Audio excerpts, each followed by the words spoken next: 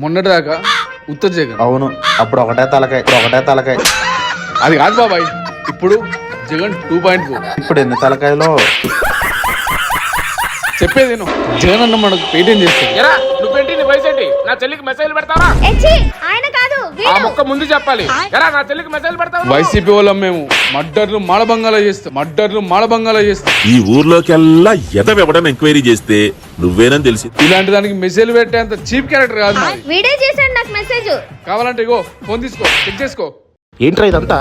Out kill with గొడ్డలి, out gate ప్రతిపక్ష హోదా. వైసీపీ వాళ్ళం తప్పు చేయలేదు కాబట్టి నిజాయితీగా ఫోన్ ఇచ్చాను రా. మరంత నిజాయితీ పరుడైతే ప్యాలెస్ ముందు మంటలు ఎందుకు వచ్చాయి? సీసీ కెమెరా తీసి నిరూపించొచ్చుగా. నిరూపించచ్చుగా.